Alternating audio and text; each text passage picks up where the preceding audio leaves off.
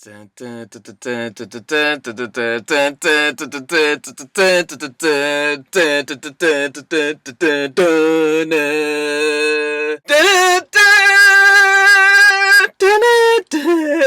what's up, Roxstars? Rocky is back, nigga. What? Oh my God. How y'all doing out there? Oh Lord, I'm here today with the review for Real Housewives of Atlanta, season 11, episode, I don't know what, 15, 16, something like that. But look at your girl. Child, I done rose from the ashes. Let me tell you, I thought I was gonna die. I thought I was going home to Jesus, child. I was about to be with my mom and my brother. I just knew it was a wrap. So last time I saw y'all, I was doing Real Housewives of Atlanta, and I was sick, if you will remember. And I honestly just thought that I had caught a bug, but I went progressively, just really quickly, I went downhill after I did that video. By the time 5 o'clock rolled around on Monday, I was sick as a dog. Like, I didn't think I was going to even be able to drive home.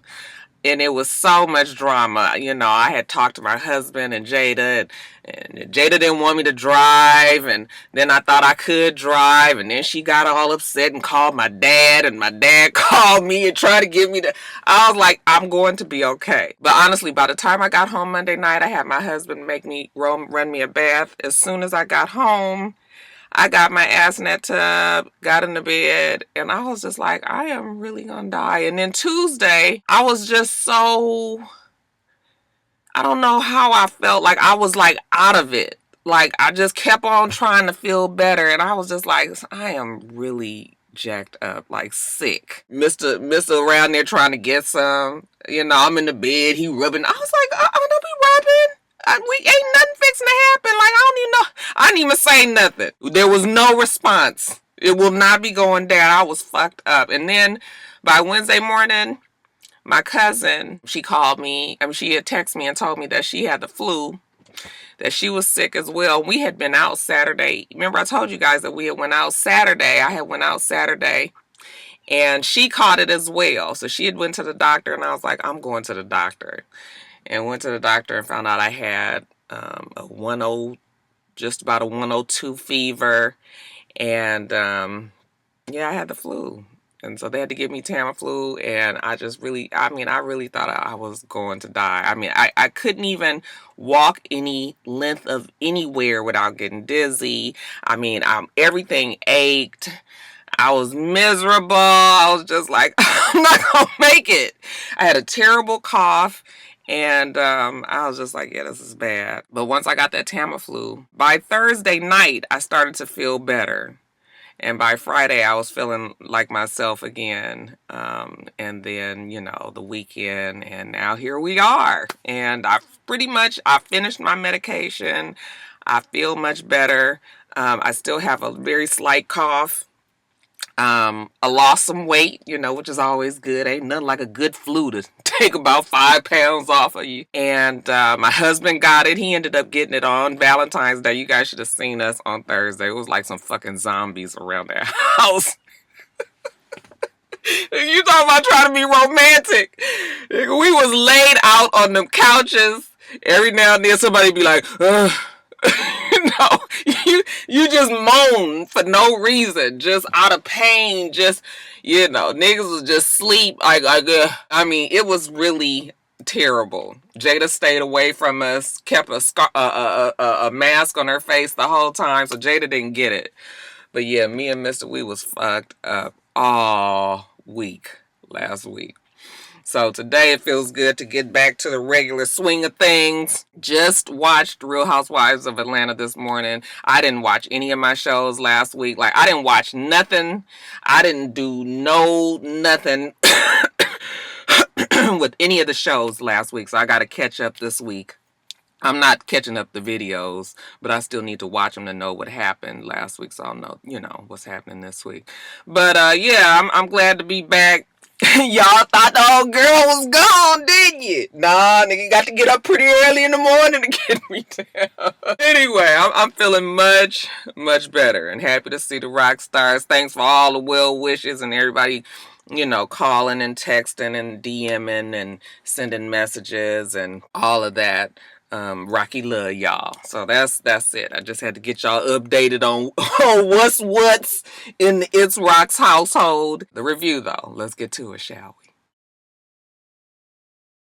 All right, you guys. So everybody is back from Tokyo, and Candy goes to visit Todd at the new OLG location. She's looking around. She's impressed. The restaurant has come a long way. Okay, looks like it's about ready to open. She's sitting there discussing with Todd, and I guess like maybe going to be her general manager or somebody there.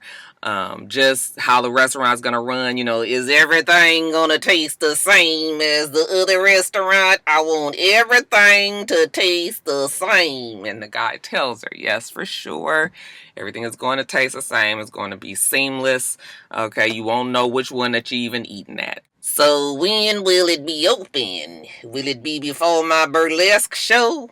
Yep. So everything is good on that front. When she and Todd get a little time to talk to themselves, you know, they start talking about this surrogacy. And Todd say he not real sure, you know, if he wants to be involved. And she was just like, what do you mean you don't want to be involved? You the daddy of the baby. Todd's just like, yeah, I don't really know. Like, I'm from the Bronx. Like, you know, we don't do shit like this. And Candy says, well, you know what? She don't do stuff like this either. I mean, even the in vitro fertilization, the whole process that they went through to get little Ace was not normal to her. Okay, so yeah, it is very different for both of them, but you know, what's the other option? You know, do you not want to use the embryos? Well, he doesn't want to. He doesn't want to just throw out the embryos. Well, you want them to just stay frozen forever? No, he don't want to do that. Okay, well then, what do you want, Todd? I think this is a little bit too Hollywood for Todd. He ain't quite got there yet. He's just wishy-washy. But Dr. Jackie has a perfect candidate that's, you know, willing to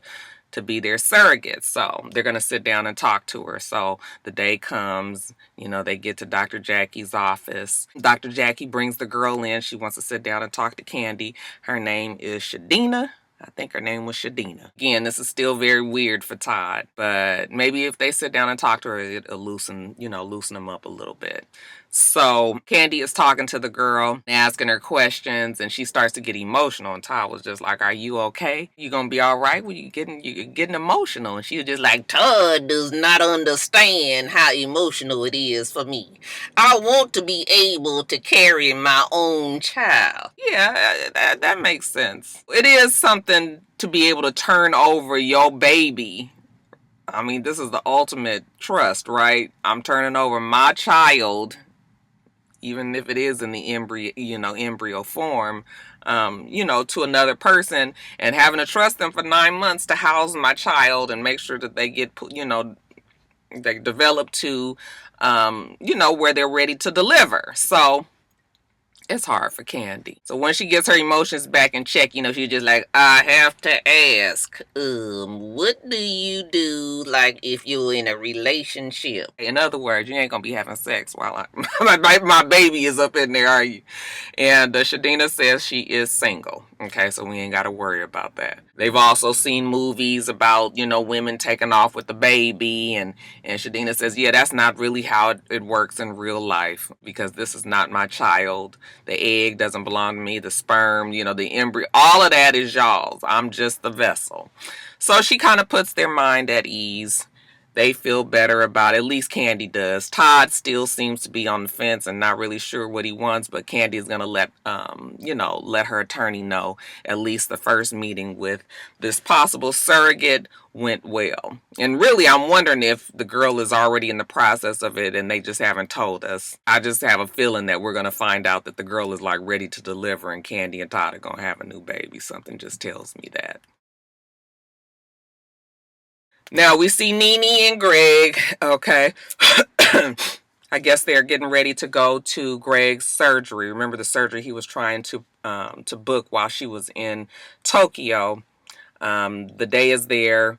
He is getting the colostomy bag removed from him, and it's a pretty involved surgery from what I understand, and so everybody is tense and stressed out. On the way to the hospital, Nene tells Gregg that she's going to, I think, run to the shop. Is that what she said? She's going to run the swag while he's in surgery and try to get a few things done. And he kind of seemed like he was annoyed with that, but he didn't really speak on it. He just asked her how was she feeling, and she said that she just wasn't nervous, but she just dealing with a lot. And he was like, dealing with what? He's trying to figure out why is it that you feel like you dealing with more than what he dealing with, and he about to go under the knife. All right, he didn't say that, but you could tell that was sort of how he felt. So when they got to the hospital and she's dropping him off, he tells her to get his luggage out the back, please. And she kind of seems a little bit annoyed with that.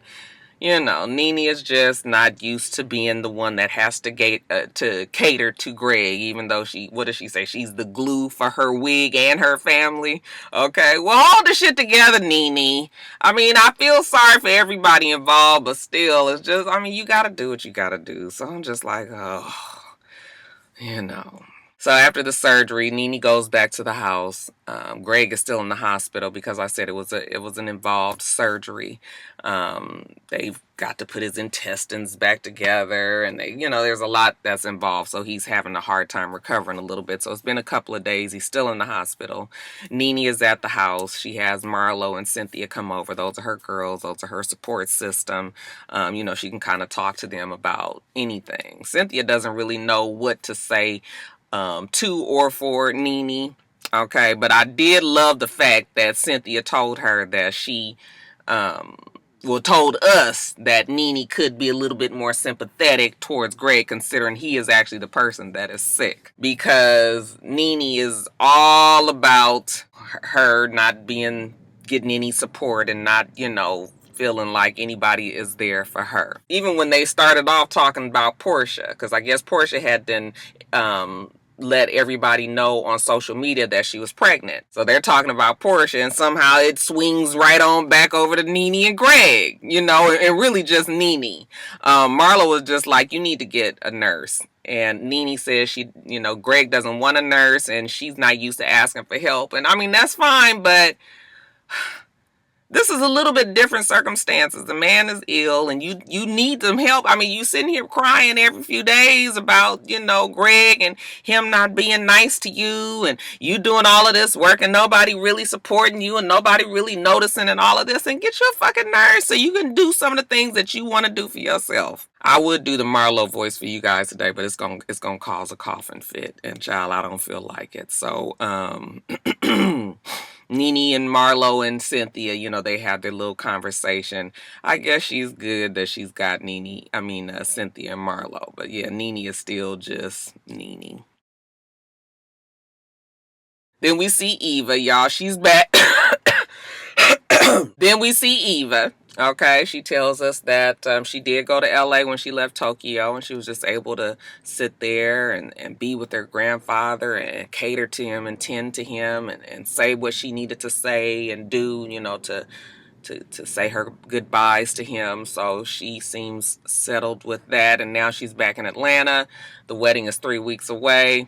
We gotta, it's about to happen now. So she's trying to tie up all of her her loose ends. The DJ comes over to the house, her and Michael's house, and they're just talking about the music that they're going to have. Michael wants trap music, like trap everything. And, she's just like, well, your mom going to be there. Like, we can't have all this, going on, and your mama's going to, she's real concerned. So she mixed a little Nicki Minaj in there. I guess mama going to be okay with that. It's just 3 weeks away. And she said, they had a 94-point checklist, and they're pretty much done. They got about 10 left to go. And I guess one of those things on that list is her 3 wedding gowns. She has 2 and still trying to pick out the third one. Her friend, who's a stylist, not her stylist, but who is a stylist, gets a bunch of wedding gowns for her to try on. I'm thinking to myself, like, you're not going to like a dress that comes through the FedEx box.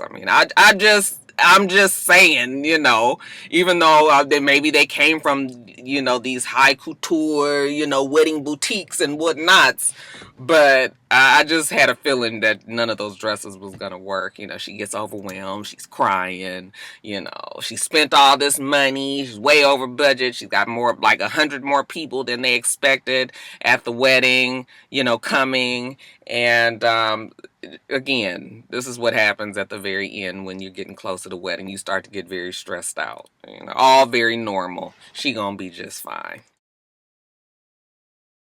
Then we get your girl Portia. She and her man Dennis are out shopping as new parents to be. Okay, so they go to this little, little baby boutique that sells everything that you're going to need in preparation for a baby. Okay. They're looking at nursing bras. They're looking at bassinets, looking at strollers. And Dennis says they're going to need about 4 of them because, he's thinking in consideration of all of the grandparents and different houses that the baby might be at. Portia was just like, well, baby, we need to make sense of all this. You're talking about getting like 4 things. And he says yes, because all of the houses. Okay, speaking of all these houses, where are you gonna live? Portia wanna stay in Duluth. Your place now is like a bachelor pad. Where you used to do like bachelor things. And damn it, she worked hard for her house in Duluth. That was the place that kind of rose from the ashes of her divorce from Cordell. And, she already has envisioned her life there, her family there. She ain't getting rid of her damn house. So he says, that's fine. She says, you come on, move in with me. Okay, we'll put an infinity pool downstairs and we'll fix up the backyard. He's fine with that. All right, and I guess he's gonna keep his bachelor pad for when he's in town, because Duluth is actually a good little ways away. And while we talking about this home and the baby and everything, I don't know where you at with your proposal or everything, but come on with it. And he says, look, don't try to rush me. I'm doing things in my own time. I got this. So later on we see her and Dennis. They go meet Ronnie and Shamari. I'm getting out of breath, you guys. Guess it's been, I still got to get used to talking again. They're meeting at the go-kart.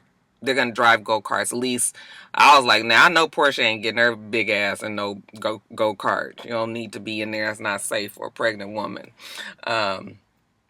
But it turns out it's just the men are getting in the go-karts, and Shamari and Portia are watching from the side. Shamari said now that Portia realized that she's from Decatur and that she went to middle school and high school with Shamari, they're going to spend, a whole bunch of time together now. So the girls watch as Dennis and Ronnie ride around in their little go-karts. It's all cute. And while they playing on the go-karts, they sit down and the girls are just talking. How long you and Ronnie been together? We've been together 17 years. Y'all talking about getting married? And Portia says, well, we have been talking about getting married already. But what I'm gonna do, go with my stomach? Like, I already know I wanna look like a princess. In other words, we ain't getting married while I got this big ass stomach. She's ready to get engaged, not quite ready to get married. All right, after the guys finish and they sit down, they're going to play pool. At least the girls are playing pool. And Ronnie and Dennis are over on the side talking, so they kind of whispering. Ronnie is finding out what Dennis's plans are. Dennis says that he already got it planned out. He going to ask her to marry him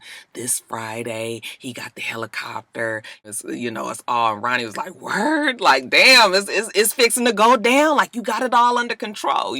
Portia's just like, what y'all over there talking about? Okay, grown man stuff, don't worry about it. Ronnie's impressed though. He said he was kicking and screaming for 3 years and Shamari had to give him an ultimatum. So but look, here we are 17 years later, so I guess it's all good. So next we see Portia. She's getting ready for a charity event. She's telling her sister, they're taking us on a helicopter and everything. And I had told Dennis, like, I didn't want to do the helicopter thing. And he was so disappointed. So I told him, okay, we'll do the helicopter. Oh, you guys, I'm out of breath. I can't do no more Portia. I'm sorry. But she's going to go ahead and do the helicopter thing with him, but her sister is, I'm dizzy. Her sister is, really excited. Portia has no idea that Dennis is about to propose to her. So we see them on the helicopter. Okay, it's landing on the, what is going on? I got the itches after that last cough. So then we see them on the helicopters, landing on the helipad, you know, it's at the top of this building, and, you know, Portia's just like, oh, they've gone really way out for this charity. Okay, where is everybody?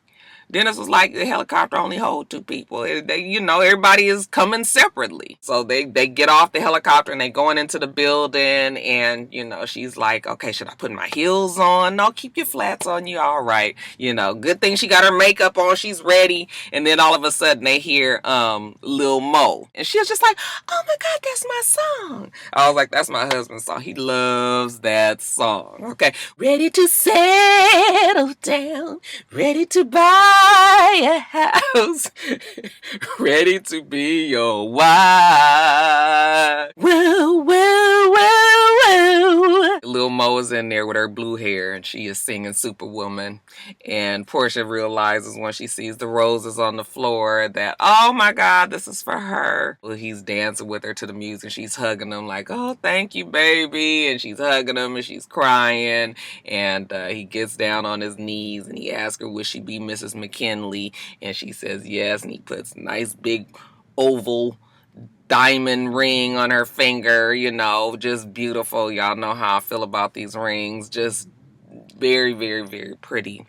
And she's happy and he's happy, and her sister rushes out and she's happy, and everybody's happy, and they got the cameras there and the Bravo people and Lil Mo and flowers and everything, and Portia is about to get married, so I'm happy for her. Gonna make an honest woman out of old Miss Portia. Congratulations to the happy couple. All right, rock stars, that is it. Let me get off of here. I done got tired now, so I'm going to get this edited and up for you guys and wash my hair and get ready to get back to work, because I haven't been to work since Monday.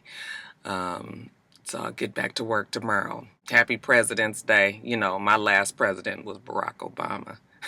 I don't know what y'all got going on right now, but hopefully you guys out there appreciating the fact that we used to have a really great president that was running these United States of America.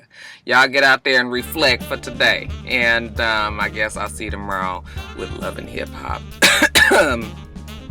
New York and Miami. Make sure that you rate, comment, and subscribe to the channel. I'm itsrox. The channel is for itsrox, and everything else I do will be in the bottom bar. All right. So I hope that you have a wonderful, wonderful rest of your day, and I plan on doing the same. Till next time, rock stars. Bye.